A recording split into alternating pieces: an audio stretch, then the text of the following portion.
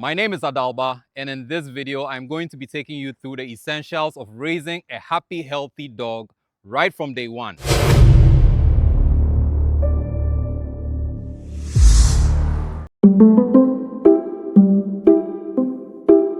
Whether you are a parent or not already, as soon as you get a pup, you become a parent. Yeah, let that sink in for a minute. The truth is, it begins right from choosing your pup.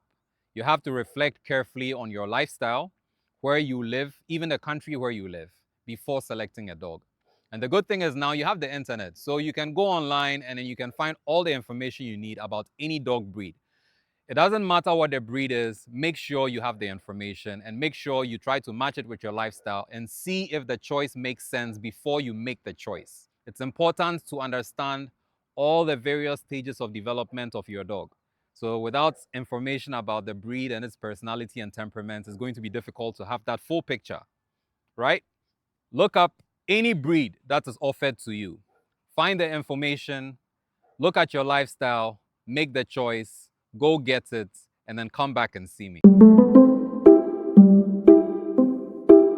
When you are preparing for your puppy, you have to start by preparing your surroundings even before you go out to the kennel to pick up the pup. So look around your home. Bear in mind that you're bringing in a pup. Bear in mind it's rambunctious. Bear in mind it's going to want to chew on stuff, right? So put away all the things that you wouldn't want your pup chewing on as much as you possibly can. Prepare a safe space for your pup in the form of a crate or a kennel, which is very important. Go out and get your pup, and on your way back, stop by the pet supply shop. Make sure you have a good collar for your pup, a good leash, feeding and water bowls, and any other thing that you might need, including toys for your pup. Very important to note is when you're picking up a pup, you want to make sure that you have checked its vaccination records to make sure it has had all of its shots. And if you don't have the expertise to be able to determine whether that has been done or not, you can take that by a vet and confirm before you take any further steps with your pup. If there are any shots that still need to be taken, it's fine. You can go ahead and arrange that with your vet and make sure your pup has all the shots that it needs. Once you are home with your pup, excited to have this new member of your family, yes, you can have that moment where your pup runs around and everybody cuddles and talks about how adorable and cute and fluffy it is. But as soon as that is done, you want to be mindful about beginning to set structure and set boundaries. Let your puppy understand which spaces it's allowed to move around in and which spaces it is not allowed to move around in. Let your family understand the importance of setting these kinds of boundaries so that you have a healthy, well-rounded puppy with a good temperament, one that you can allow around the household without worrying too much. Giving that freedom right off the back without guidance is actually what's going to create the problems. And so to prevent the problems, create that structure. Build a good, confident dog that is well-rounded in understanding where it should go, where it shouldn't go, what it should do, what it shouldn't do. And trust me, you'll have a more lively and loving member of your household. Nutrition and health of your dog cannot be compromised. So make sure that you begin with choosing a healthy food choice for your dog. It doesn't matter if it's kibble or it is homemade food. Be sure to understand the fundamental requirements in your dog's diet and make sure that whatever food you provide for it has those requirements. There are a lot of great food brands that you can look at, and there are also things that you can do to make sure that even if you're preparing your dog's meals at home, you are finding that balance and your dog is getting everything that your dog needs. There are also supplements that can help. There's also raw feeding, which is a choice, but you have to be careful when making such choices. So talk with your vets, talk with a nutritionist, make sure that you're doing the right thing the right way. Whenever you get feed for your dog, that is in a bag or in a pack, make sure that you read the food label carefully and make sure that it has in it things that you feel are healthy for your dog after you've had advice from an expert. Some brands of dog food have things that are good for certain dogs, but not necessarily good for other dogs. So you want to make sure you check and then choose the right brand. Read the food label. Don't take it for granted. Read the food label and then make sure you know what you're giving your dog. Sometimes it's simply because of the supplements that you're giving your dog. Those supplements might already be in the food. So if you do not check, you'll just be given extra doses, which may not be healthy for your dog. So be sure to read your food labels carefully and give your dog everything it needs in the right proportions. Vaccination is a topic we need to always come back to because even when you have a pup with all of his vaccines done, there are time intervals where it's supposed to get more and more shots. When it comes to rabies in Ghana, for example, it's a yearly dose. So you want to make sure that every year at the right time, your pup gets that dose. So it's important to put it in your calendar. Check the booklet and see the records of all of the shots that your pup has had and when the next shots are due, and make sure that you are prepared. So if you feel you need help, if you feel you need someone to remind you, yes, you can talk to a family member or something. But if you can rely on your phone's calendar, you can just put in a reminder, and when the time is due, you'll be reminded and you can get those shots. It doesn't matter how good your environment is or how protected your environment is from that, but beyond the confines of your compound, you can't control what happens outside. So there are certain seasons where, whether you like it or not, such ticks and fleas find their way into your premises. So whenever this happens, what do? My approach is always prevent rather than wait for it to happen and try to cure. So in order to prevent, you can go for certain doses of anti-flea and tick medication. So you can give your dog one dose and then you're free. For the next 3 months, you know you are good to go. I always recommend that after you give your dog a dose of an anti-flea or an anti-tick medication, make sure that you fumigate your compound, right? Kill all the pests that might be around, just so that they don't find their way back easily, even though your dog is protected. That way, even after protection, you know that you are secure for a while, if in case maybe it's too expensive for you to give the next dose right away. But as far as your dog's health is concerned, I don't think anything should be too expensive. An important thing when your pup is all settled at home is socialization. The first people you're going to want to socialize your pup with are members of your family. Another thing is, if you have other animals in the household, you want to make sure that they are socialized early, especially if you have animals like cats. A lot of dogs don't like cats, not because cats are bad or dogs are bad, but simply because they were not socialized early. So the dog sees the cat and he sees prey, he sees it moving and he goes for it, and your cat is gone. You don't want that happening. I love dogs and I love cats. I know you like dogs and cats too. So protect all of them. So keep your dogs safe from your cats by socializing them early with the cats properly under supervision. And also keep your cats safe from your dogs by doing same. This can be done easily when they are pups, but when they grow, it can get out of hand and you might not be able to control it. So I always say, do it early. Protect your dog, protect your cat, protect your household. When it comes to the kids, let the kids get to play with the dog, but then be mindful that the dog may get anxious or nervous and it might lead to aggression. So watch out for body language. Look at the pup and observe it. If the pup feels like it's afraid, tell the kids, hey, let's just take a break a little bit and allow the pup to run around. That allows the pup to feel secure, feel safe, feel like whenever it feels under threat, something or someone is going to intervene and give it an opportunity to breathe again. And then you guys can pet it again and play with it. And you'd realize that the confidence would have moved up a notch. So be mindful about these little things and then socialize your dog properly. It's super important. Let us look deeper at preventing fear and aggression in your dog, okay? So if you notice your dog is afraid of certain things, what you want to do is expose it to those things in a healthy, guided way. Let it feel like there's always a safety nest, right? So you're always there. So when things get uncontrollable and you feel like your dog is getting too frantic, you can give it a break, you can pet it, you can make it feel secure, and then you can expose it again. I always recommend that because it helps to build your dog's confidence. If you find out your dog is afraid of something, and because of that, you're taking your dog away from it all the time, then it's never going to get over that fear.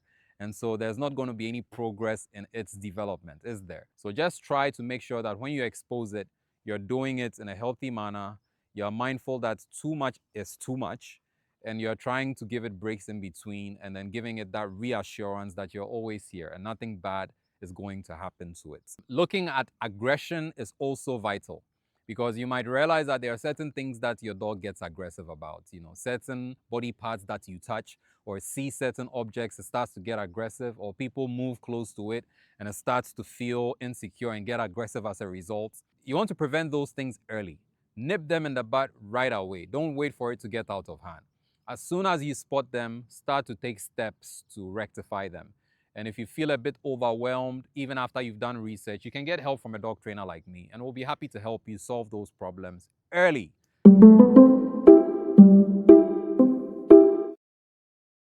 Everybody wants a potty trained dog. Nobody wants their dog pooping all over the house, right? You don't want that beautiful picture when you wake up in the morning. So, are you willing to do what it takes to prevent that from happening?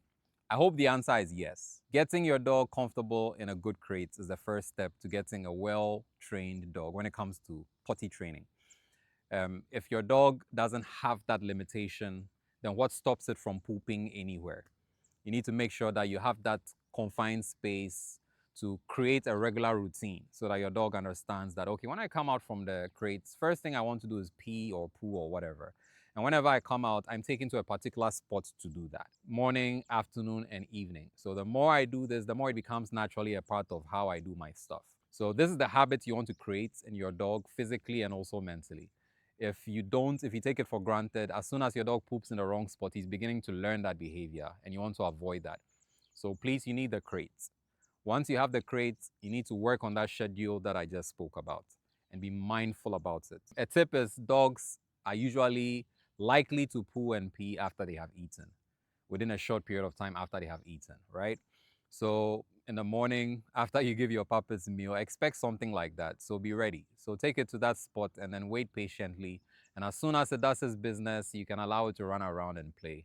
And try to repeat the same thing in the middle of the day, and at the close of the day as well. So during the first few times, it might be a challenge, having to wait and be patient and whatnot. But it's absolutely worth it if you don't want that beautiful work of art all over your house when you wake up in the morning or when you come home from work. Now, it's perfectly normal for your dog to make mistakes, okay? It means you're doing the right thing. You've got a crate for your dog, you're mindful of your schedule, waking up at the right time and doing everything you need to do. But sometimes your dog makes a mistake. It's very important to remember that it's just a dog and it's a puppy at that. So you're not always going to get it right and it's not always going to get it right.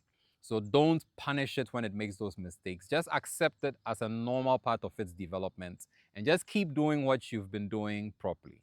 And it'll get to a point where your dog understands the routine that's much more beneficial to it and is going to stick to it. And that's the routine that has structure in it. Believe it or not, dogs appreciate structure just as much as you and I. So don't compromise on starting off on a high note by creating a very healthy routine for you and your furry friend.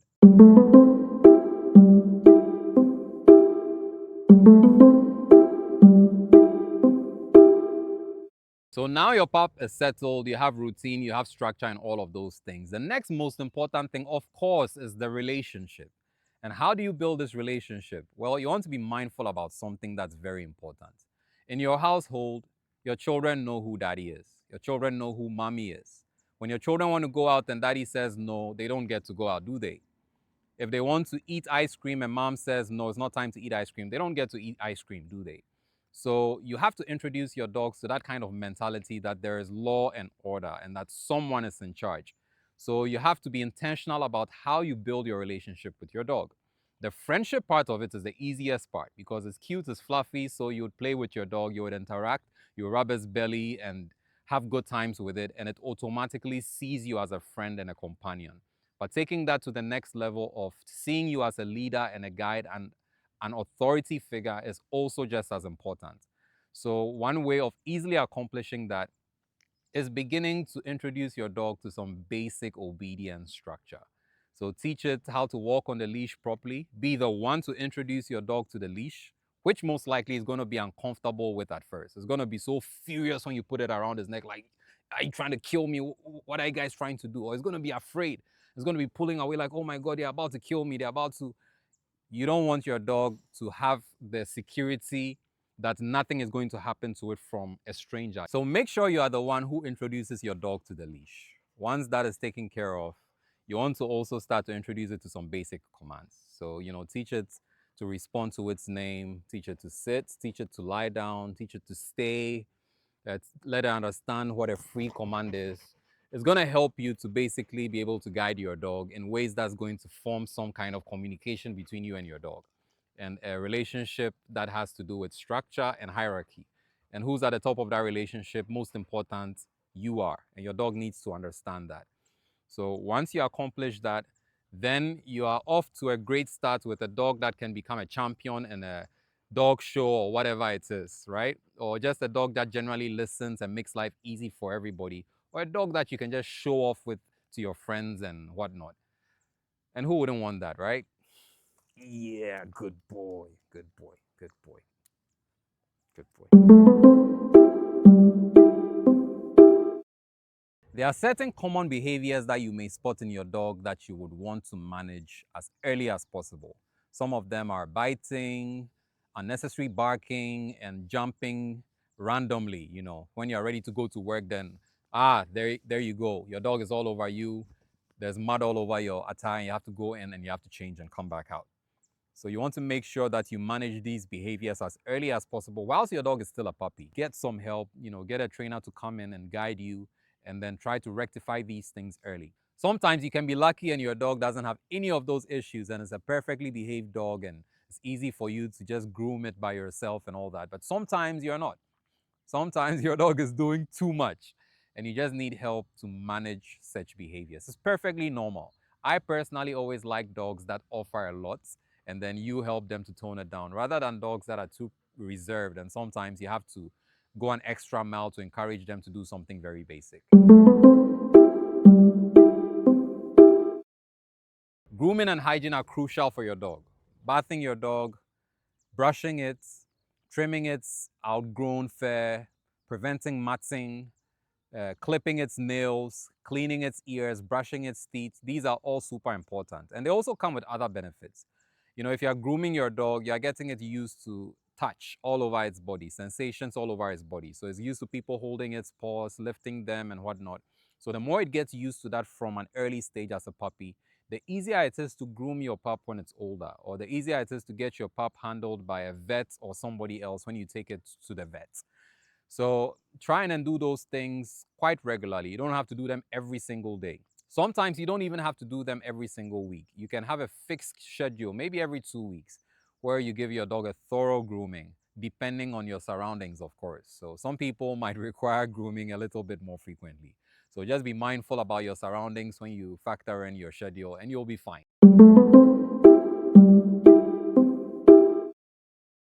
Exercise. Every dog needs great exercise. Most dogs are working animals, so it means that they've been built to accomplish some tasks, right? Some dogs are herders, some are hunters, and whatnot.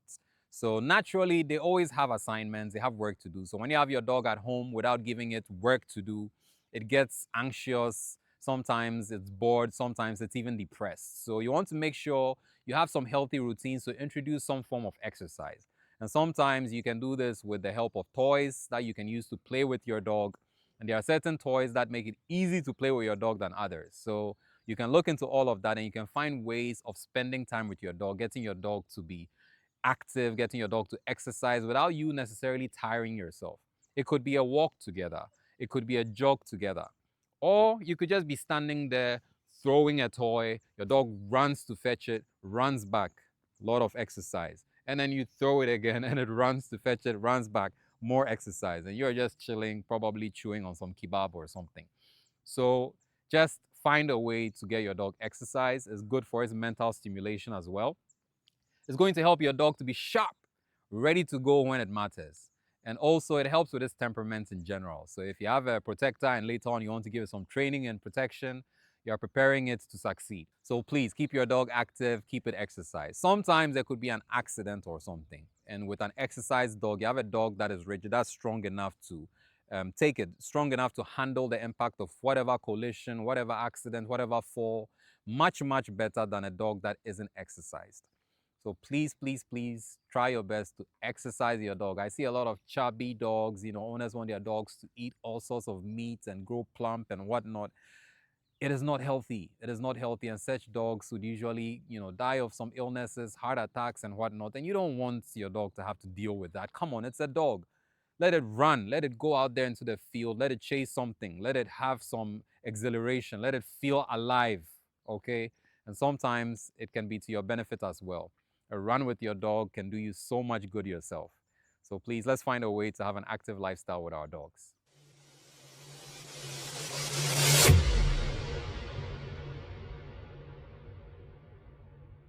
Look out for signs. You need to look out for what I call red flags, right? Some of these red flags might have to do with health. All of a sudden, your dog has lost appetite for one reason or another. You need to investigate that. You need to be quick to notice it and realize, no, something is off, okay? So pay attention to your dog's routines and schedules and performance so that you can notice the shift, which is crucial. And then as soon as you notice it, you start to investigate, you know what to do to change it or to help it. Sometimes you need to call the vet. Sometimes it's just something that you can simply correct. Maybe it's something that's is not comfortable with. The other day, I was sending my dog into its kennel and it didn't want to go. It was standing at the front looking at me. I was like, I said, go inside. You go inside all the time. What's wrong today? What's going on? So I took my time to look inside and I realized earlier on it had spilled some of its water. So the floor was wet and it didn't feel comfortable going into that wet floor. So I went to grab something and I went to clean the water, dried it up, and I was like, all right, go inside now. And then off he went right inside, went and laid down and looked at me. He was like, attaboy. Another red flag that you want to be mindful of is resource guarding. It's just like, your dog has its food, it's eating, and you are coming close and your dog is growling. You're trying to grab the bowl and then your dog's trying to bite you. That is resource guarding. Or your dog has a ball or a toy. You're trying to take the toy from it and your dog is getting aggressive. Those are all signs of resource guarding. And as soon as you spot those red flags, you want to start to fix them, especially when your dog is a pup. So get advice on how to rectify such problems. Get advice from an expert or do some research online. Fortunately, there are a lot of videos that you can find online to help you with that. You can visit youtube.com/dogtrainergh to find such videos, such help to help you in any kind of situation, even videos to help you with general training. So it's important to be mindful about such things. Sometimes the red flag is separation anxiety. So you leave your dog in one space, you go to the next space, and your dog is crying and screaming, and no one can get any peace. And you're like, oh, come, and you're taking your dog into the same space with you because you don't want any hassle. You feel like, oh, your dog wants to be close, so come close. You're just encouraging that behavior. So you want to find a way to help rectify separation anxiety as soon as you spot it. And again, you can look up videos on my page. You can go online. There's a lot of information out there. You can even ask ChatGPT. I'm sure I'll come up with some solutions, but always verify to make sure they match what is out there coming from professionals. Or give me a call, send me a DM, and we'll talk about it. After all is said and done, you are doing all of the right things and you're building a healthy, happy puppy. And you want to make sure that you're consistent. So you want to create lifelong habits. Make sure that your dog is used to these structures, not for a short period of time. Make sure it continues. So even when you have to travel or leave town, make sure that there is someone who understands the system and continues to apply it judiciously and is mindful of how important it is to you and to your dog and to every member of your household, and why they need to take it very seriously and not compromise, and always be quick to point out any issues to you, no matter where you are. They need to call you, they need to contact you and let you know, oh, this is going on. Is it normal? Is this right? Is this how this is supposed to be done? I'm not sure. Anytime they are not sure about something, they need to cross check with you so that those routines that you have created, the structure that you have built, is consistent over a long period of time. In fact, over your dog's entire lifetime. You are already doing things right by being here listening to this right now. I'm pleased that you have listened all the way to the end. I'll be very happy to make sure that the information that I'm giving to you is good information. So please leave your comments. If you have any suggestions or any reservations about any of the things that have been discussed, please share them and I'll apply them and make sure that next time it's even better than this time. I'm going to leave you guys to your furry friends. Have fun. Remember to enjoy every moment. Remember to be in the moment. And remember to make memories together. Oh, and don't forget to like and share this video and subscribe to this channel. Tell a friend to tell a friend. Dog Trainer GH. My name is Adalba. Thank you.